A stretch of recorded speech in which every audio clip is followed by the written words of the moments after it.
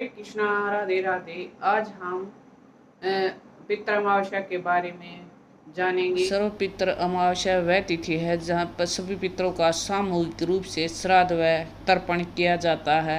इस दिन पितरों के लिए ये भी खास है जिनकी मृत्यु का तिथि नाम या गोत्र का ज्ञात नहीं, वह इस दिन इसका श्राद्ध किया जा सकता है।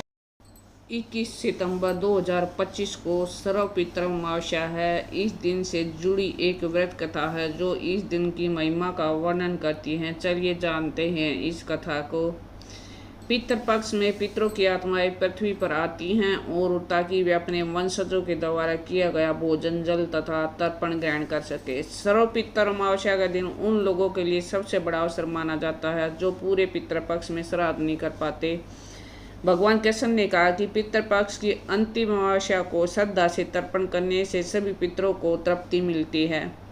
सर्व पितृ अमावस्या का नाम पितृ देवता या अमावस्या के नाम पर रखा गया जो इस दिन की विशेषता को दर्शाता है। मान्यता है और शास्त्रों के अनुसार पितृ पक्ष में पितरों की आत्माएं पृथ्वी पर आती ताकि वे अपने वंश द्वारा किया गया भोजन, जल तथा तर्पण ग्रहण कर सके। लेकिन यदि उन्हें श्राद्ध से तृप्ति नहीं मिलती तो वे असंतुष्ट होकर लौट जाते हैं और परिवार में कष्ट देते हैं। जो लोग पूरे पितृपक्ष में श्राद्ध नहीं कर पाते उनके लिए सर्व पितृ अमावस्या का दिन सबसे बड़ा अवसर माना जाता है। इस दिन श्राद्ध करने से सभी पितर तृप्त हो जाते हैं और आशीर्वाद देते हैं। इस दिन पूर्वजों की आत्मा को शांति और वंशजों का कल्याण के लिए सबसे श्रेष्ठ माना गया है। इस दिन श्राद्ध करने से पितरों की कृपा से परिवार में सुख समृद्धि और स्वास्थ्य बना रहता है। इस दिन का महत्व कई पौराणिक कथाओं से पता चलता है। जैसे पौराणिक कथा के अनुसार जब महाभारत काल में राजा युधिष्ठिर ने भी भगवान कृष्ण से पूछा कि हे माधव, जिनके पितरों की मृत्यु तिथि ज्ञात नहीं होती वे कैसे तर्पण करें, तो भगवान कृष्ण ने उत्तर दिया, पितृपक्ष की अंतिम अमावस्या को यदि श्रद्धा से तर्पण किया जाए तो सभी पितरों तक पहुंचता है, चाहे उनकी तिथि ज्ञात हो या नहीं।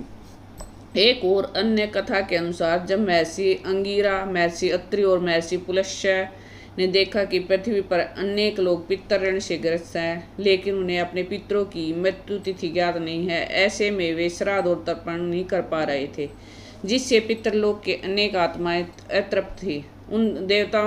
तब देवता ने भगवान विष्णु के से मार्ग पूछा। भगवान विष्णु ने कहा, पितृपक्ष की अंतिम अमावस्या को यदि कोई व्यक्ति सभी पितरों का एक साथ तर्पण करता है तो सर्व पितृ तर्पण कहलाता है। इससे ज्ञात अज्ञात, नामित अनामित सभी पितर तृप्त होते हैं। इस दिन को ही कहा गया है सर्व पितर अमावस्या। अब हम सर्व पितर अमावस्या की कथा सुनते हैं। इस दिन सभी लोग व्रत रखते हैं और इस दिन की महिमा समझाने के लिए ये व्रत कथा कहना जरूरी है। कथा के अनुसार प्राचीन काल में अग्निश्वात और बृहस्पति नाम के पितरदेव थे। उनकी एक मानस कन्या थी जिसका नाम अक्षोदा था। अक्षोदा ने आश्विन मास की अमावस्या पर पितरों को प्रसन्न करने के लिए तप किया। तपस्या से प्रसन्न होकर सभी पितर देवता ने अक्षोदा से वरदान मांगने को कहा, लेकिन अक्षोदा का पूरा ध्यान एक तेजस्वी पितर अमावस्या की ओर था। उसने अमावस्या से कहा, वरदान के रूप में मुझे आपका संग चाहती हूँ। अक्षोदा की इस बात को से पितर सभी क्रोधित हो गए। उन्होंने उसे श्राप दिया कि वह पितरलोक से पृथ्वीलोक पर जाएगी। यह सुनकर अक्षोदा भी अपनी गलती का एहसास हुआ और वे माफ़ी मांगने लगी।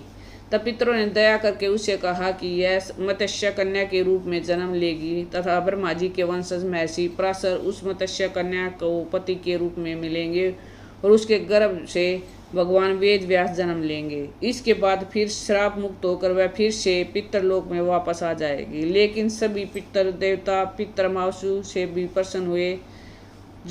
उन सब ने उनसे वरदान दिया कि उन्होंने जिस तरह स्त्री के सौंदर्य के आगे अपने मन को स्थिर रखा तो काबिल तारीफ है। इसलिए तिथि उनके नाम यानी अमावस्या के रूप में जानी जाएगी। तभी से यह दिन सर्व पितृ अमावस्या के रूप में प्रसिद्ध हो। जो प्राणी किसी भी दिन श्राद्ध न कर पाए तो केवल अमावस्या के दिन श्राद्ध तर्पण करने के भी वह 14 दिनों का पुण्य प्राप्त करते हुए पितरों को तृप्त कर सकते हैं। तभी से यह प्रत्येक माह की अमावस्या तिथि को सर्वाधिक महत्व दिया गया है। यह तिथि सर्व पितृ श्राद्ध के रूप में भी मनाई जाती है। उसी पाप के प्रायश्चित हेतु कालांतर में ये अछोदा महर्षि पराशर की पत्नी व वेदव्यास की माता सत्यवती बनी और तत्पश्चात समुद्र के अंशभूत शांतनु की पत्नी हुई और 2 पुत्र चित्रांगद और विचित्र वीर्य को जन्म दिया और इन्हीं के नाम से कलयुग में अष्ट का श्राद्ध मनाया जाता है। पितृपक्ष की एक और कहानी में महाभारत काल के दौरान दानवीकरण से जुड़ी है, जिसे इंद्रदेव ने 16 दिनों के लिए मृत्यु के बाद पृथ्वी पर वापस ही भेजा था ताकि वे अपने पूर्वजों का श्राद्ध कर सके और अपने दान को पूरा कर सके। यह अवधि पितृपक्ष कहलाती है, जिनके दौरान पूर्वजों को सम्मान दिया जाता है और उनकी शांति के लिए पिंडदान और तर्पण दिया जाता है। आश्विन मास की अमावस्या तिथि को पितरों की विदाई का दिन माना जाता है। इस अवसर पर लोग अपने पूर्वजों का स्मरण कर श्राद्ध, तर्पण और पिंडदान करते हैं। यह तिथि खास तौर पर उन दिवंगत आत्माओं के लिए महत्वपूर्ण होती है जिनकी मृत्यु की तिथि ज्ञात नहीं होती है। प्लीज हमारी वीडियो को ज़्यादा से ज़्यादा शेयर कीजिए, अपने शास्त्रों का ज़्यादा से ज़्यादा प्रचार कीजिए, ये भी एक सेवा। राधे राधे।